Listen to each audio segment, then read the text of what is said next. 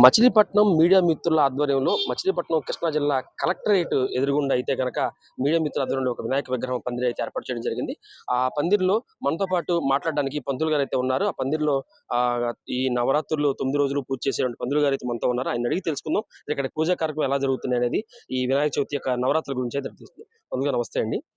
Machilipatnam media మిత్రుల తరపున ఆధ్వర్యంలో ఏర్పాటు చేసిన ఈ వినాయక చవితి పందిరి వద్ద మీరు ఇందాక పూజ చేసినప్పుడు పంచహారతులు ఒకటి ఇచ్చారు.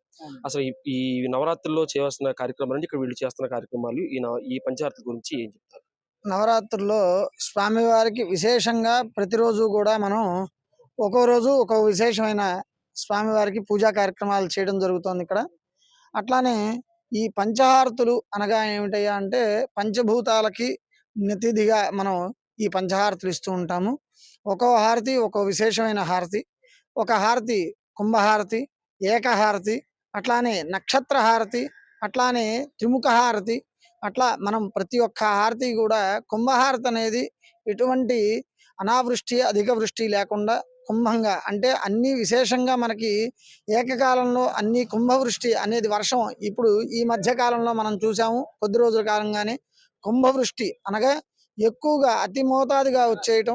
అట్లానే త్రిముఖ హారతి అంటే ఈ కుంభవృష్టి ఎట్లా అయితే పడుతుందో త్రిముఖ హారతి అనేది అటువంటి వాటిని తగ్గించడం కోసం.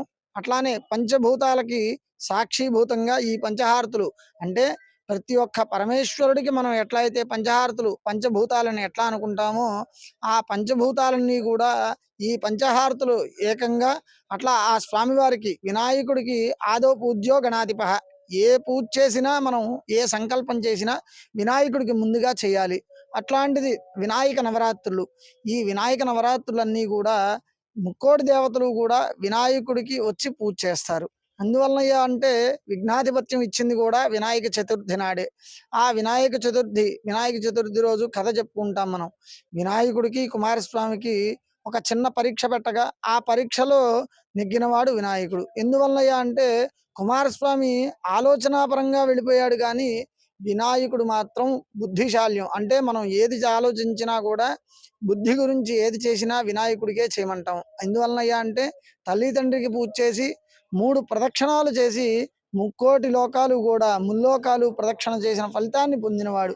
అందువలన పంచభూతాలే కాకుండా ముక్కోటి దేవతలు కూడా ఈ నవరాత్రులు అనగా 9 రోజులు కూడా వినాయకుడిని ఆరాధించి వాళ్ళందరూ కూడా అంటే దేవతలేంటి వినాయకుడిని ఆరాధించడం ఏమిటంటే వినాయకుడు విఘ్నాధిపతి. ఎటువంటి విఘ్నాలు లేకుండా ప్రజలందరినీ సుభిక్షంగా చూడటం కోసం వినాయక చతుర్థి నాడు మనం వినాయకుడు పూజ చేసుకుంటాం.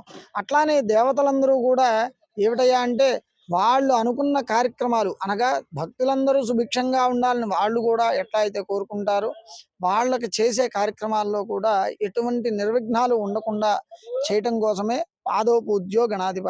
అట్లా ఈ పంచహారతులు అనేవి ఒక్కో దానికి ఒక్కో విశేషమైన అద్భుతమైన ఆ కార్యక్రమం అనేది ఉంటుంది. అట్లానే ఒక్కో హారతి ఇవ్వటం వల్ల మనకు కూడా ఆ హారతి అద్దుకోవటం వల్ల కూడా చాలా విశేషమైన ఫలితం. అంటే మామూలుగా హారతి అనగానే కర్పూరం పెట్టి వెలిగిస్తాం మనం. కానీ ఇక్కడ వచ్చేటప్పటికి మనం ఒత్తులతో నువ్వుల నూనెతో హారతిస్తాం. అట్లానే ఆవు నెయ్యితో హారతిస్తాం. ఈ నువ్వుల నూనె వాసన చూడటం వల్ల ఈ 9 రోజులే మనం దేవాలయాల్లో ఏదన్నా పూజ చేసినప్పుడే మనం ఆ నువ్వుల నూనె కానీ ఆవు నెయ్యి కానీ ఏదన్నా కూడా మనం దగ్గరికి వెళతాం. వాటి హారతి ఏమిటయ్యా అంటే ఒక దగ్గర ఉన్న పరిసర ప్రాంతాల్లో కూడా ఎటువంటి దుష్టశక్తి అనగా నెగిటివ్ ఎనర్జీ మనం ఎందుకు చేయాలి ఏమిటి అనేది తెలుసుకునే వాళ్ళకు కూడా ఇటువంటివన్నీ నెగిటివ్ ఎనర్జీ అనేది తగ్గిపోయి పాజిటివ్ ఎనర్జీ పెరిగి ఆరోగ్యాలతో ఉండటం కోసం ఆ ఒత్తి కూడా బొడ్డి ఒత్తే వేస్తాం, మామూలు ఒత్తి వేయం. ఎందువలన అంటే అందరూ కలిసికట్టుగా ఒక్కటైపోవాలని చెప్పని బొడ్డి ఒత్తి అనగా మన బొడ్డు లేకపోతే మన ఒళ్ళంతా ఎట్లా అయితే ఇదైపోతుందో అట్లానే మన శరీరంలో భాగంగా ఉన్నట్టుగానే బొడ్డు ఒత్తి అంటారు. అందుకనే మామూలుగా ఏది అనరు, బొడ్డి ఒత్తి లేదంటే కుంభ ఒత్తి అంటూ ఉంటాం. అటువంటి ఒత్తులతో చేయటం వల్ల స్వామివారికి మన ఒంట్లో ఎటువంటి ఇబ్బందులు లేకుండా బొడ్డు దగ్గర ఎట్లా అయితే ఇచ్చేస్తామో తల్లికి బిడ్డకి ఉన్న సంబంధాన్ని బొడ్డు దగ్గర ఎట్లా చూస్తామో ఇక్కడ భక్తులకి దేవుడికి ఉన్న సంబంధాన్ని కూడా ఆ బొడ్డు ఒత్తితోనే చూస్తాం మనం. అందువల్ల ఆ ఒత్తులతో హారతి ఇవ్వటం వల్ల ఎటువంటి నెగిటివ్ ఎనర్జీ అనేది పోయి పాజిటివ్ ఎనర్జీ అనేది పెరిగి ప్రజలందరూ కూడా సుభిక్షంగా ఉంటారు. అందువల్లనే పంచహారతులు ఇస్తాం. అట్లానే మన ఇక్కడ పందిల్లో వచ్చేటప్పటికి 9 రోజులు అట్లానే మనం 9 రోజులు ఖచ్చితంగా ఇస్తాం ఈ పంచహారతులు అనేవి. ఒక్కో రోజు ఒక్కో విశేషమైన పూజా కార్యక్రమాలతో స్వామివారిని కొలుచుకుని అందరూ కూడా సుభిక్షంగా ఆయురారోగ్యాలతో వర్ధిల్లుతారని కోరుకుంటున్నాను. అయితే మనతో పాటు సమ్మెడ శ్రీనివాస్ గారు ఉన్నారు. సాక్షి యాడ్స్ డిపార్ట్మెంట్ సమ్మెడ శ్రీనివాస్ గారు ఉన్నారు. అడిగి తెలుసుకుందాం విలేకరు ఏర్పాటు చేసిన ఈ పందిరి యొక్క విశేషాల గురించి. శ్రీనివాస్ గారు నమస్తే అండి. మచిలీపట్నంలో మీడియా మిత్రులు అంటేనే అసలు ఎక్కడున్న మీడియా మిత్రులు అంటేనే ఎప్పుడూ కూడా ప్రజల సమస్యల్ని ప్రభుత్వానికి చేరవేయటంలో, ప్రభుత్వం చేసే కార్యక్రమాలని ప్రజలకు చేరవేయటంలో ఒక మధ్యస్థంగా ఉంటూ ఉంటారు. అలాంటి మీడియా మిత్రులు అందరూ కలిసి ఇక్కడ ఏర్పాటు చేయడం పట్ల మీరు ఎందుకు ఏర్పాటు చేయాలనుకున్నారు? ఎందుకు ఈ కార్యక్రమాన్ని నిర్వహించాలనుకున్నారు? ఇది మచిలీపట్నం మీడియా మిత్రుల ఆధ్వర్యంలో గత 3 సంవత్సరాలుగా జరగడం జరుగుతుందండి. ఇప్పుడు వచ్చేసి మనం ఎప్పుడు నిత్య పత్రికలన్నా, టీవీలన్నా ఇవన్నీ కూడా నిత్య కూడా అనేక రకాల బిజీ వర్క్ షెడ్యూల్తో ఉంటారు. అందరం కలిసి సరదాగా గత 3 సంవత్సరాలుగా దిగ్విజయంగా ఇది 3వ సంవత్సరం మచిలీపట్నం కలెక్టరేట్ వద్ద నిర్వహించడం జరుగుతుంది. చిన్ననాటి జ్ఞాపకాలను నెమరేసుకుంటూ అందరం కలిసి చేసుకుంటాం. అయితే సాధారణంగా ఏంటంటే ఇప్పుడు ఎట్లా అయిపోయిందంటే వినాయక చవితి పండగ నవరాత్రి ఎట్లా అయిపోయిందంటే ఏదో పెట్టాం ప్రిస్టేజ్‌గా పెట్టాం అన్నట్టుగా ఉంటుంది. కానీ మీరు అందరూ కూడా దాదాపుగా ఒక 80-100 మంది విలేకరులందరూ కూడా ఒకే మాట మీద నిలబడి ఇక్కడ ఈ కార్యక్రమం పెట్టి రోజు పొద్దున సాయంత్రం కూడా పీటల మీద కూర్చొని స్వామివారికి పూజలు నిర్వహిస్తూ ఒక పంతులు గారిని ఏర్పాటు చేసుకొని ఈ కార్యక్రమాలు చేస్తున్నారు. ఎలా మీరు ఫీల్ అవుతున్నారు? అందరం కూడా చాలా హ్యాపీగా ఫీల్ అవుతున్నాం. అందరం కూడా మిత్రులందరి సారథ్యంలో చాలా హ్యాపీగా ఫీల్ అవుతున్నాం.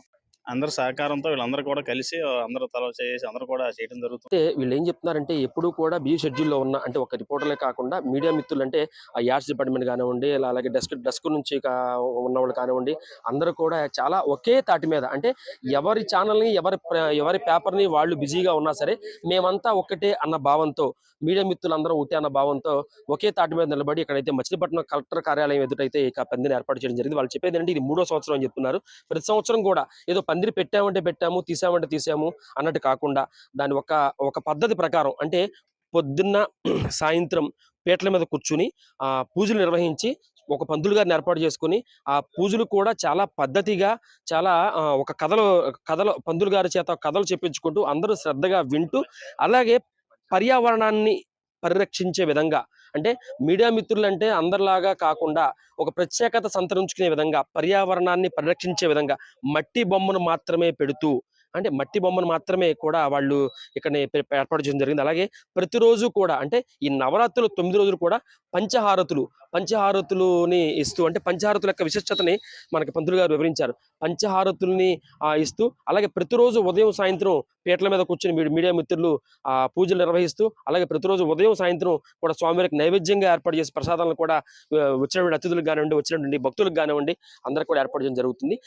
ఎక్కడ ఉంది ఈ విగ్రహం, ఈ గుడి ఎక్కడ ఉంది అంటే కనుక మన మచిలీపట్నం కలెక్టర్ కార్యాలయం అంటే లక్ష్మీ టాకీస్ నుంచి పరాస్పేట వెళ్ళే రోడ్లో చిలకలపూడి పోలీస్ స్టేషన్ ఆపోజిట్ లో కలెక్టర్ కార్యాలయం ఉంటుందండి. ఆ కలెక్టర్ గారి కార్యాలయం గేట్ బయట అయితే కనుక మనకి ఈ పందిరి ఏర్పాటు చేయడం ఈ పందిరి అయితే కనిపిస్తుంది. ఎవరన్నా మచిలీపట్నం పరిసర ప్రాంతాల్లో ఎవరన్నా దర్శించుకోవాలంటే కనుక ఖచ్చితంగా ఈ యొక్క పందిరి కాడికి వచ్చి స్వామివారి యొక్క ఆశీర్వచనాలు తీసుకుని తీర్థప్రసాదాలు తీసుకోవాలని కోరుకుంటున్నాం. మరిన్ని అప్డేట్స్ కోసం చూస్తూనే ఉండండి CCTV. Please subscribe CCTV.